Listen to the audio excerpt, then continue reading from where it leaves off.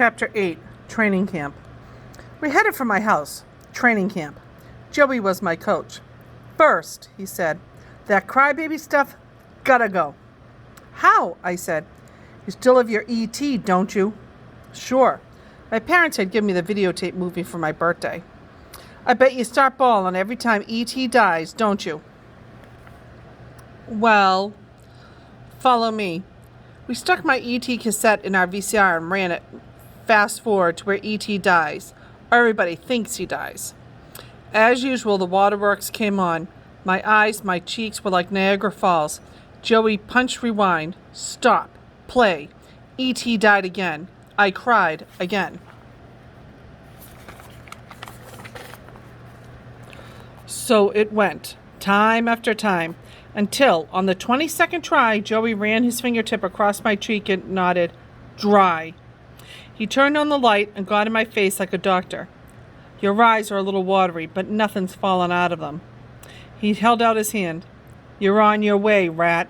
I gave him 5. Next was spiders. Joey found one, trapped it in a paper cup, and brought it to me. I was sweating and shaking. Hold out your hand, he said. I can't, I told him. You want Judy Billings to like you or not? Well, what if it's a black widow? I shuddered. It's not. Or a tarantula. It's a little white house spider. Hold out your hand. I can't. It won't move. Joey made it move. He grabbed my hand and dumped the spider into it. He was right. It was a little white house spider. But to me, it looked like a tarantula. I screamed and flipped it away. When we got to the 9th little white house spider, I was still flipping, but I was doing it silently. Joey sighed. Well, at least we got rid of that scream. He clapped his hands. Okay, up to the roof. No, I said. Move, he said. I went upstairs like I was walking to the gallows. Even more than spiders, I'm scared of high places. Joey steered me to my bedroom window. He made me open it. Out, he said. No, I said. Outside my window is the roof of our front porch. No way, I said. I sat on my bed. I finally agreed to do it under 2 conditions. 1, I take off my shoes and socks to get a better grip on the roof, and 2, we tie me to a rope. He tied one end of the rope to the bed, the other end, good and tight, went around my chest, under my arms. I climbed out. I sat on my windowsill. Out, he said, to the edge. I lowered myself from the sill. I sat on the roof. I dug my fingers and toes and rear end into the pebbly shingles. I inched forward. My heart felt like it was an exploding football in my chest.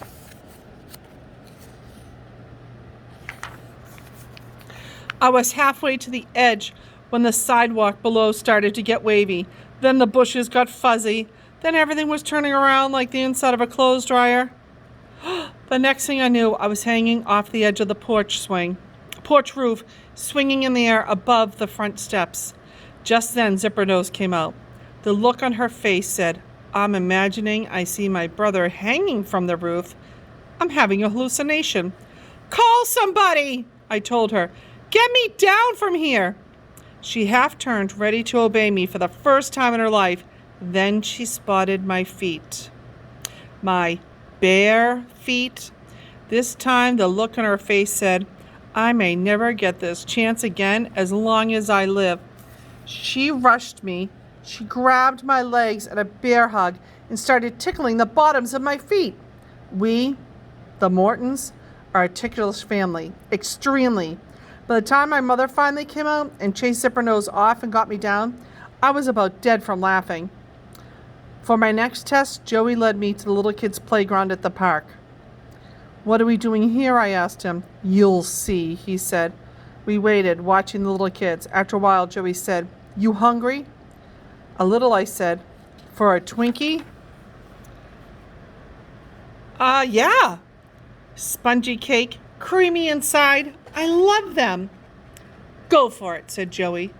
He pointed me to a little kid. He was eating a Twinkie with one hand. The other hand held another Twinkie. You don't need 2, Joey whispered. I can't, I said. Take care of number 1. I can't. Judy Billings. Judy Billings.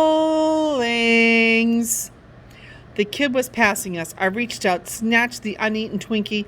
The kid howled, "Bloody murder." I shoved the Twinkie back in his hand and took off. Last test. Last chance. We hung around my room, waiting for my mom to ask me to do something. "When she does," Joey said, "you know what to say."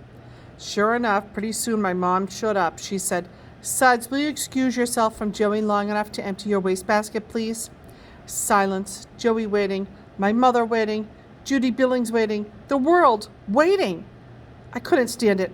Maybe if she hadn't smiled. Maybe she hadn't said please. I said, "Okay, Mom." And as soon as my mother left the room, Joey gave a disgusted grunt. He pointed to my one-eyed teddy bear.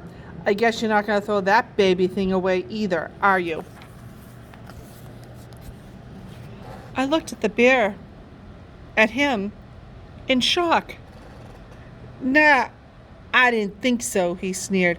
"Better forget it, Morton. You'll never hack it as a rat." He got up and left. I emptied my basket. I figured he was right. I figured I was dumping my chances with Judy Billings out with the trash, but I didn't figure on what happened Monday at school. Chapter 9. You want a rat? It was lunchtime. I took my tray through the food line. As usual, I waited for Joey. As I was waiting, I saw a sight that made my eyes pop. Judy Billings was sitting a couple of tables away by herself. Usually she was surrounded by girlfriends. Judy Billings, alone. I couldn't believe it, and I couldn't pass up the chance. Walking over to her table was as scary as walking on the roof, but I did it. I sat down next to her. "Hi," I said. "Mind if I sit here?" She kept looking at her grilled cheese sandwich. She said, "Yes." "Yes," she said. I giggled. I grinned. I was thrilled. Yes! It was the first word she'd ever spoken to me. I'd remembered it forever. Yes, yes, yes. "I said I mind," she said. "Oh," I said. What should I do now? I was in too deep to back out now. "Okay," I said. I got up and sat down on the other side of her. "This better?" "No." She kept speaking to the grilled cheese sandwich. Did she think I was the sandwich? I felt my chair move. I looked up into the face of Gerald Willis.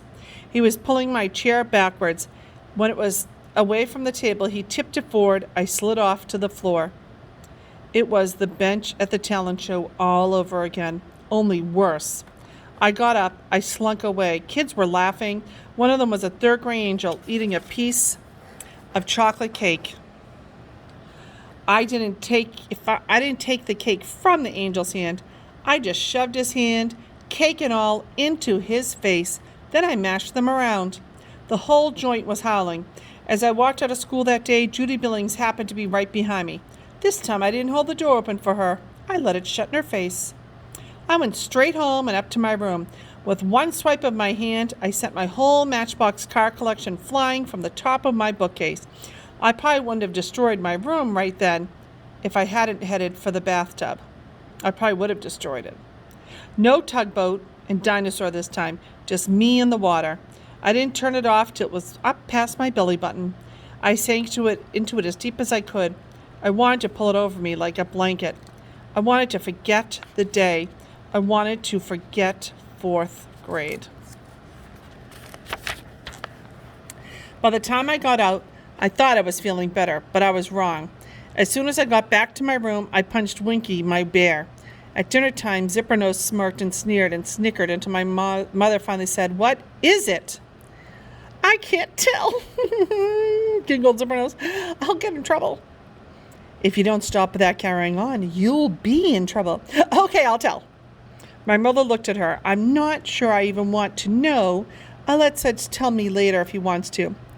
"No!" screeched Zippernose. "I want to tell." And before anyone could stop her, she told about Gerald Willis and the chair, about the third grader and the cake in the face, about the whole place laughing. Bubba was going to spasms over the cake scene. My parents just stared at me. My mother looked hurt. "That doesn't sound like you, Suds," she said.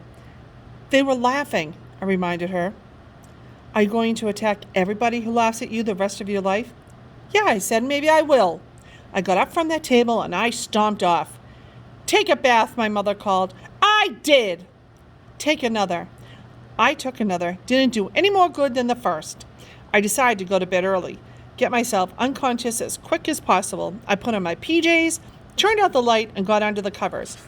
I felt something with my foot. What could it be under there? It felt like wood. It felt like snap. Oh! Suddenly, I was on the floor, and the mousetrap was on my big toe.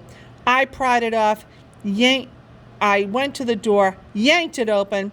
I heaved the trap down the hallway. I screamed, "Okay, you want a rat? You got a rat."